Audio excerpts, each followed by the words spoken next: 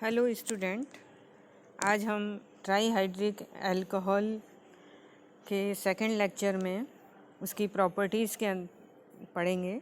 इसमें सबसे पहले देखते हैं हम इसकी फ़िज़िकल प्रॉपर्टी क्या होती है। फ़िज़िकल प्रॉपर्टी से मतलब होता है उसकी स्टेट क्या है, कलर क्या है, स्मेल क्या है, सॉल्युबिलिटी क्या होती है, उससे मतलब होता है। तो यहाँ हम देखते हैं ग्लिसरॉल जो है वह कलरलेस होता है, जिसको ग्लिसरीन भी कहा जाता है ग्लिसरॉल को। तो यह एक कलरलेस गाढ़ा और मीठा द्रव्य होता है। इसमें 3 OH ग्रुप प्रेजेंट होते हैं, तो इसकी वजह से यहाँ पे हाइड्रोजन बॉन्डिंग की संभावना भी अधिक होती है। तो इस कारण से इनकी क्वथनांक जो है वह हाई होता है। जैसा कि हम जानते हैं कि ग्लिसरॉल के लिए क्वथनांक का मान जो है वह 290 डिग्री सेंटीग्रेड होता है।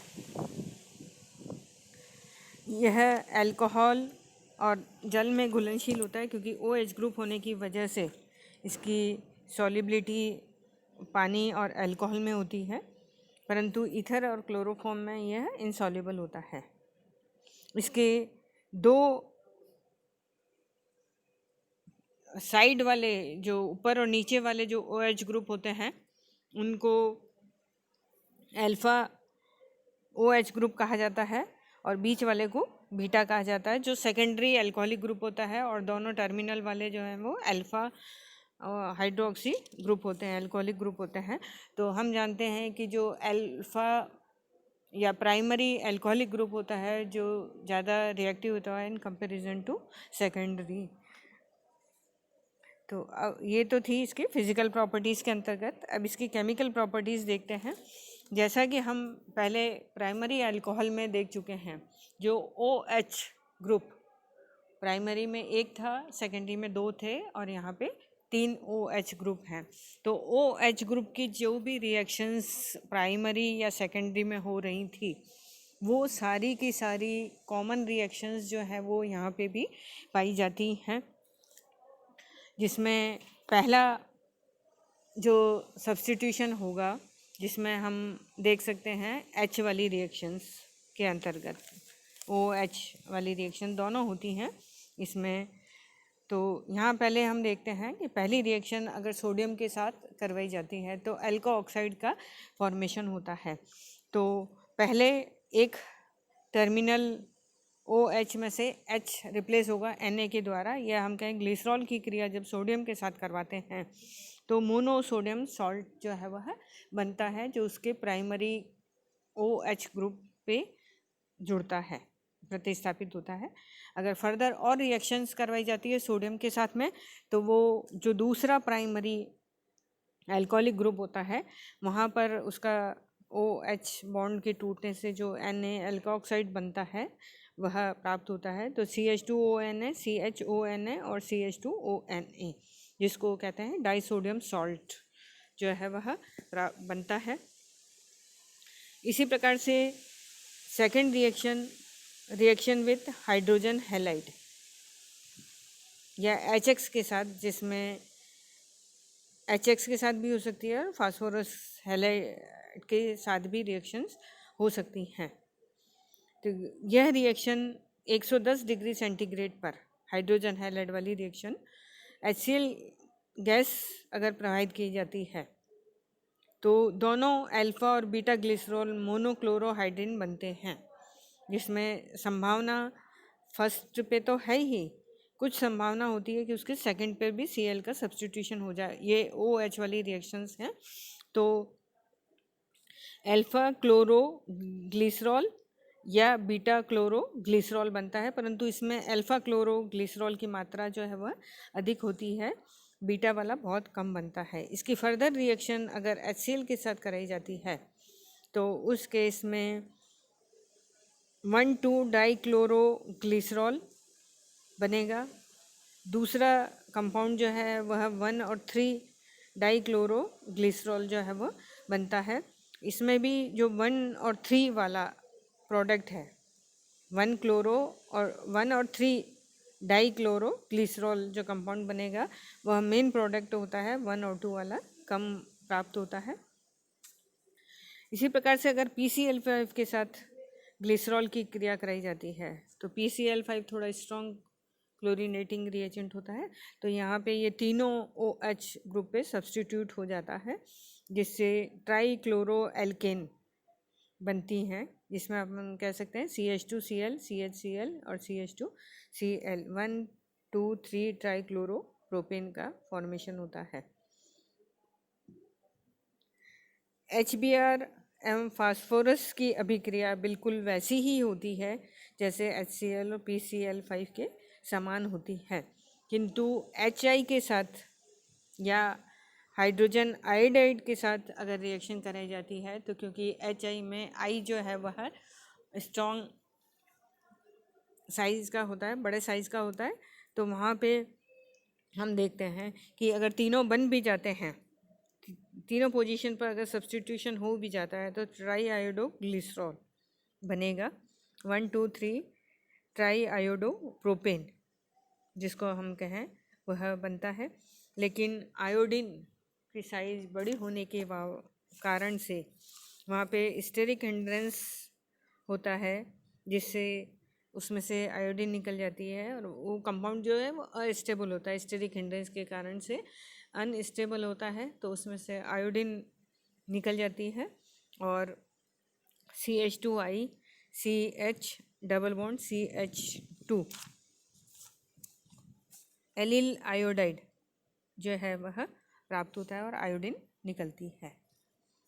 यदि HI की रिएक्शन अधिक मात्रा में कराई जाए, मीन्स उसमें जो एलिल आयोडाइड बना है उसमें HI और डाला जाए या HI के साथ उसकी और रिएक्शन कराई जाती है, तो वहाँ पे आइसोप्रोपिल, पहले तो जो एडिशन होगा HI का वो अकॉर्डिंग टू मार्कोनिकॉफ रूल होगा, तो उसमें CH3 CHI और CH2I बनता है। इसमें से वापस क्योंकि आयोडीन का आकार बड़ा होने के कारण से अनस्टेबल होगा स्टेरिक हिंड्रेंस के कारण, तो वापस यहाँ पे उसमें से आयोडीन निकलती है और प्रोपीन जो है वह बनती है। इसकी फर्दर HI के साथ रिएक्शन अगर कराई जाती है तो उस केस में आइसोप्रोपिल आयोडाइड, वही according to Markovnikov rule addition होगा और CH3 CHI और CH3 आइसोप्रोपिल आयोडाइड जो है वह प्राप्त होता है। नेक्स्ट रिएक्शन है रिएक्शन विद नाइट्रिक एसिड, जिसमें नाइट्रेट बनता है, मोनोनाइट्रेट, डाइनाइट्रेट और ट्राइनाइट्रेट बनता है। तो यहाँ पे तीनों OH ग्रुप पे HNO3 का एडिशन होता है इन प्रेजेंस ऑफ H2SO4। तो जैसा कि हमने देखा था मोनोहाइड्रिक अल्कोहल में नाइट्रो उसका मोनो सब्स्टिट्यूटेड बना था, डाई में देखा था di nitro glycol di nitrate बना था। यहाँ पे क्योंकि 3 OH ग्रुप हैं तो ट्राई नाइट्रेट का फॉर्मेशन होगा ग्लिसरॉल के। तो यहाँ पे हम देखते हैं जब H2SO4 की प्रेजेंस में ग्लिसरॉल की क्रिया नाइट्रिक एसिड के साथ कराते हैं तो ग्लिसरॉल ट्राई नाइट्रेट बनता है, जो एक एक्सप्लोजिव विस्फोटक के रूप में प्राप्त यूज़ किया जाता है। इसे नाइट्रोग्लिसरीन के नाम से भी जाना जाता है।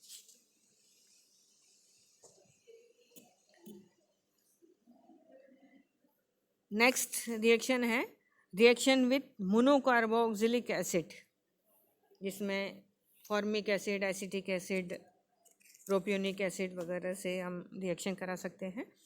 तो जैसा कि हम जानते हैं एसिड और अल्कोहल की क्रिया जब कराई जाती है तो एस्टर का फॉर्मेशन होता है, तो mono acid ester, di ester और ट्राई एस्टर का फॉर्मेशन होगा, जिसको एस्टरिफिकेशन रिएक्शन भी बोली जाती है। तो यहाँ हम देखते हैं जब ग्लिसरॉल की क्रिया मोनोकार्बोक्सिलिक एसिड के साथ कराते हैं तो प्रारंभ में जब एसिटिक एसिड कम मात्रा में लिया है तो मोनो एसीटेट बनेगा ग्लिसरॉल का, mono acetate means CH2O CO CH3 CHOH और CH2OH। और एक्सेस में एसिड लिया है तो डाई एसीटेट बनेगा जो पहले अल्फा अल्फा पे बनता है और फर्दर और एसिटिक एसिड के साथ रिएक्शन कराई जाती है तो तीनों OH ग्रुप एसिटाइल ग्रुप से सब्स्टिट्यूट हो जाते हैं और ट्राई एसीटेट का फॉर्मेशन होता है means CH2O CO CH3 CHO CO CH3 और CH2O CO CH3 glycerol try nitrate का ट्राई एसीटेट का फॉर्मेशन होता है।